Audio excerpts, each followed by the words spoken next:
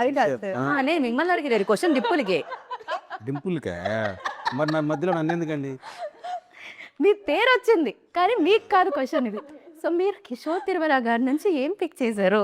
మీదది him being down to earth like you know అది చాలా rare quality usually. అంటే when somebody is still అందరూ when making fun of you also picking up very sportively and just being that talent and proving it every time, I think that is something that I've observed from him. And I really admire really admire. anything because Nenu Sailaja one of my favourite films అనమాట. చాలా అమేజింగ్గా ఉంటుంది దాని మీ direction కానీ లేకపోతే మీరు చూపించే ఆ scenes ఆ సిచ్యువేషన్స్ అండ్ వాళ్ళు చేసిన విధానం కూడా అమేజింగ్గా ఉంటుంది. ఆ cinema one of best films అని చెప్పాలి అది. నాకు చాలా ఉన్న ఇష్టం దాంట్లో. సినిమా. యా అందులో హీరోయిన్ కీర్తికి చూసినప్పుడు క్యారెక్టర్ పర్ఫెక్ట్గా ఉంటుంది అనిపించింది నాకు. బట్ కొంచెం అప్పుడే ఫస్ట్ ఫిల్మ్ కదా కీర్తికి. సో కమర్షియల్గా అప్పుడు మంచి ఫామ్లో ఉన్న హీరోయిన్కి కట్ చెప్పన్నారు. అంటే హీరోకి బాగుంటుంది వాళ్ళిద్దరి పేరు అంటే నేను కావాలని కథ సరిగ్గా చెప్పలే. అప్పుడు టాప్లో ఉన్న హీరోయిన్కి నాకు నచ్చలేదండి కథ అంటే అవునండి థ్యాంక్స్ అండి నేను వచ్చా. ఎందుకంటే నాకు కొత్త కీర్తినే క్యాస్ట్ చేయాలి అంటే క్యారెక్టర్ మనం ఒక ఇంట్రోవర్ట్ అనేది రాసుకున్నప్పుడు ఆల్రెడీ వేరే ఇమేజ్తో ఉన్న వాళ్ళని మనం అంత ఈజీగా బ్రేక్ చేయడం కష్టం. కొత్త అమ్మాయి అయితే నిజంగానే ఈ అమ్మాయి శైలు అనే ఫీలింగ్లో ఉంటారు అని అనిపించి అలాంటివి కూడా చేశాను ఆ సినిమా కోసం. సినిమా కోసం ఆయన ఎన్ని అబద్ధాలు చెప్పారు. నా కోసం ఆడితేనే డబ్బులు వస్తాయి. ఖచ్చితంగా.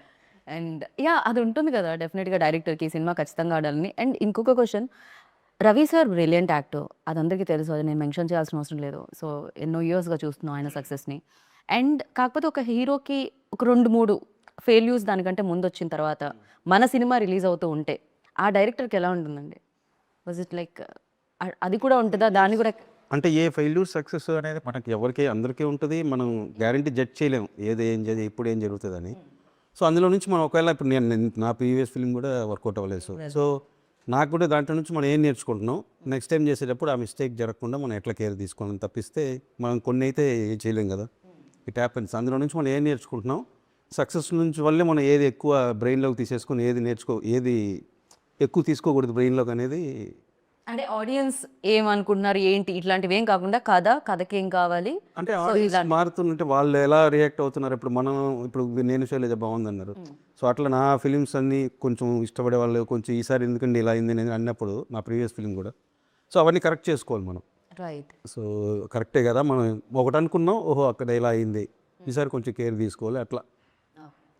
సో అది ఉంటుంది, ఆ జాగ్రత్త తీసుకోవడం ఎప్పటికీ ఉంటుంది, ప్రతి సినిమాకి యాడ్ అవుతూ ఉంటుంది. యా యాక్టర్స్కి మేబీ తక్కువ ఉంటుందా ప్రెషర్?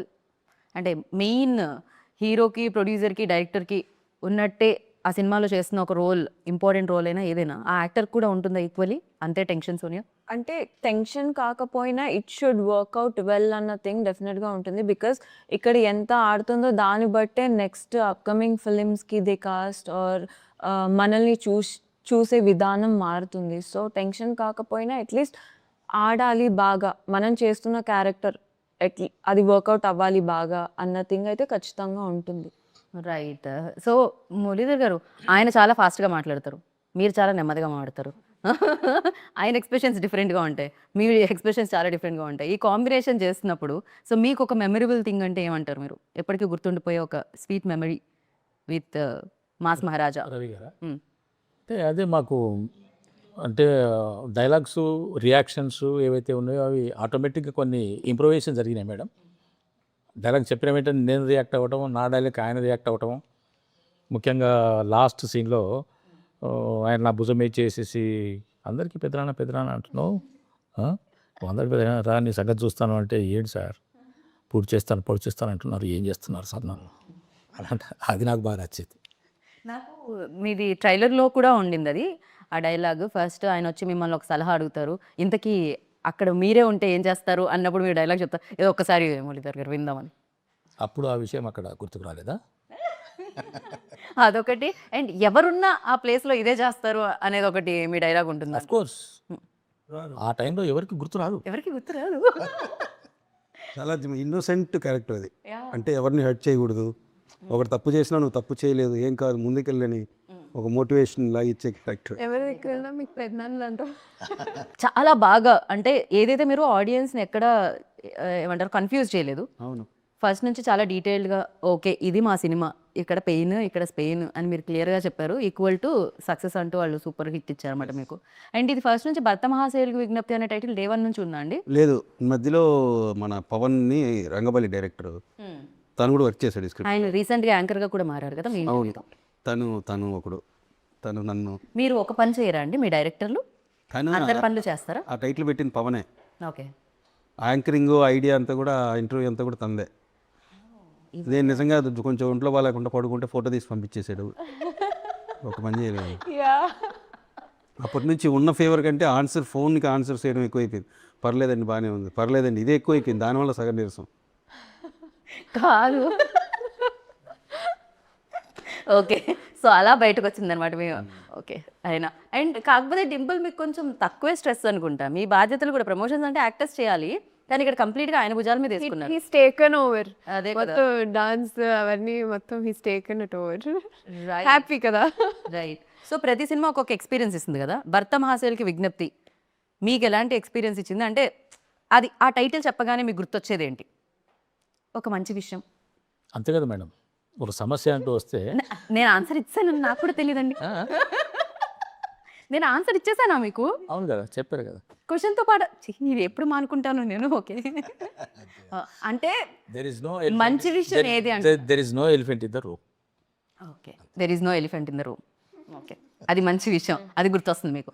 ఫర్ యూ, భర్త మహాశయులకి విజ్ఞప్తి అంటే ఏం గుర్తొస్తుంది?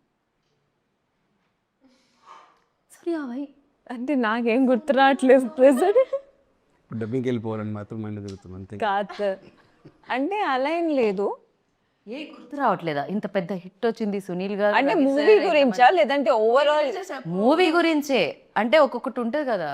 ఇప్పుడు నాకు సోనియా అనగానే సోనియా పాట గుర్తొచ్చింది. అలా భర్త మహాశయులకి విజ్ఞప్తి అంటే మీకేమొస్తుంది? సినిమా వస్తారు. మీరు ఎంత ఇంపాక్ట్ క్రియేట్ చేస్తారండి. నాకు ఆ రోజంతా మీ స్టెప్లే గుర్తొచ్చాయి. వాగ్దేవిలో ఆవిడ నా ఎక్స్ప్రెషన్స్కి Sonia fan. Who is not fan of your expression? ఎక్కడో దూరంగా ఉన్నా సరే అలా చూడంగానే Communicate అయిపోతాం. ఎక్స్ప్రెషన్స్. యా, ఆయన మాట్లాడినప్పుడు ముందు లేకపోయినా సరే ఆయన మాటల్లో నాకు ఆ ఎక్స్ప్రెషన్స్ కనిపించేస్తా ఉంటుంది. That is so true. ఫోన్లో ఉంటే ఎక్స్ప్రెషన్. సో ఓవరాల్ ఎదురుగా ఉండి మాట్లాడుతున్నట్టు you can imagine what yeah, ఈ మూవీ జర్నీలో నా రోల్ కావచ్చు, మూవీ సక్సెస్, నేను ఎలా ఎంజాయ్ చేస్తున్నాను, లేదంటే నాకు వచ్చే ఇవన్నీ పక్కన పెడితే నాకు ఎట్ ద ఎండ్ ఓన్లీ గుర్తుండేది సార్ ఎక్స్ప్రెషన్స్ అంతే. చూడండి సార్, That has విజువలే కనిపిస్తుంది ఎప్పుడు. impact on me. మీరు రాసి డైరెక్ట్ చేసి విజువల్ ఇస్తారు మాకు, అలా మీరు మాట్లాడినా విజువల్సే కనిపిస్తున్నాయి అంట. ఆ రేంజ్ లో మీరు ఇంపాక్ట్ మందికి అది తెలుసు. జరుగుతూ ఉంటుంది. అది సార్ కూడా యాక్సెప్ట్ చేస్తున్నారు, అది గొప్ప విషయం. అది ఆయన కూడా తెలుసు నా విషయంలో ఎంత ఇంపాక్ట్ క్రియేట్ చేసింది ఆయన ఎక్స్ప్రెషన్స్. అంత ఎక్స్ప్రెషన్స్ ఇచ్చారు మీరు. ఈ కళ్ళజోడు వెనకాల కళ్ళల్లో అన్ని ఎక్స్ప్రెషన్స్ కనిపిస్తున్నాయి, అంత ఇంపాక్ట్. కరెక్ట్గా కనుక్కొని కరెక్ట్గా అంటే ఫన్ జోక్స్ అనేది more than shopping mall so fun అనేది